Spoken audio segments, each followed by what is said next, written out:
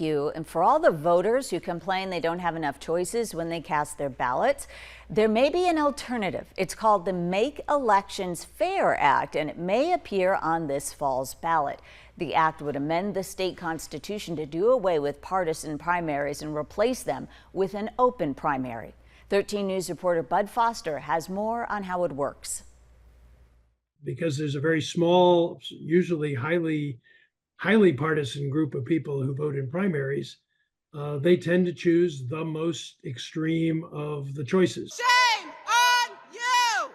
Shame on you! Which is one reason why politicians fight like cats and dogs among each other rather than working for a majority of voters. And that extremism has become more and more visible and less tolerated among the electorate. And so we end up with a legislature that R's and D's don't talk to each other because on both sides, it's considered to be treasonous to talk to the other, or for heaven's sakes, to ever compromise. The disgust among many over the hyperpartisanship is why the Make Elections Fair Act was able to gather nearly 600,000 signatures to get the proposed constitutional amendment on the ballot, many of those likely independents, who right now in Arizona have no home and are forced to pick a party if they want to vote in the primary. I have the right as an independent voter to request either a Democratic or a Republican ballot that forces me to vote a straight ticket.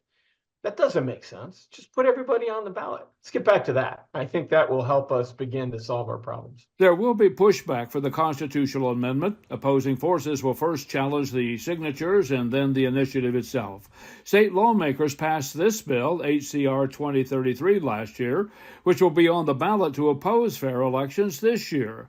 But even some Republican members are not so sure. As I've studied this a little further, I'm not convinced that it's the best decision for us to put to the voters. Still, it passed on a party line vote. All Republicans for it, all Democrats against it, which is a perfect example of what fair elections say they're talking about, and is very apparent at the top of the ticket. Many Americans say they're not happy with the choices they have in this election year for the White House. Fair elections say their initiative could put a chill on that. The one thing it will do is say that no more partisan primaries. In other words, every candidate runs in every election and every voter gets to vote in every election. And the supporters say that's what elections are all about. I'm Bud Foster, 13 News.